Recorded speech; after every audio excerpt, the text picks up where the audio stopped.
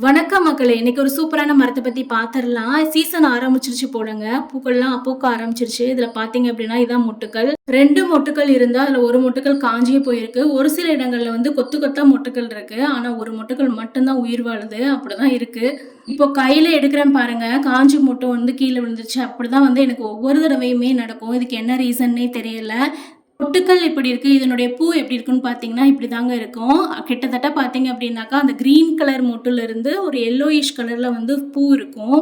இந்த இடத்துல பார்த்தீங்க அப்படின்னாக்கா, நெறைய மொட்டுக்கள் இருந்திருக்கு. ஆனா, அந்த ஒரு பூவ தவிர மத்த எல்லாமே கருகியே போயிருச்சு. இது என்ன மரம்னு தெரிஞ்சவங்களுக்கு ஓகே. தெரியாதவங்களுக்காக சொல்றேன். என்னோட வீடியோ பார்த்தவங்களுக்கு தெரியும். ராமர் பழம்னு சொல்லி போட்டிருப்பேன். ராமர் பழம் அல்லது சீத்தாப்பழம். அதாவது சீத்தாவிலே இது இன்னொரு வெரைட்டிங்க. இது வந்து ரெட் கலர்ல இருக்கும். இத வந்து ஆத்தாப்பழம்னு சொல்லி இந்த சைட்லாம் சொல்லுவாங்க.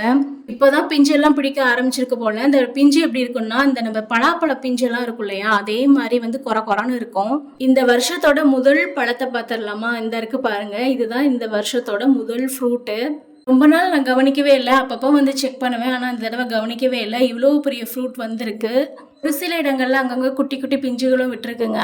இது சின்ன மரமா அப்படின்னு கேட்டிங்கன்னா, கண்டிப்பா கிடையாதுங்க. இது வந்து ஒரு மாமரம் வந்து எவ்வளோ வயசானாலும் எப்படி இருக்குமோ, அதே மாரி நல்ல பெரிய மரமா வளரும்.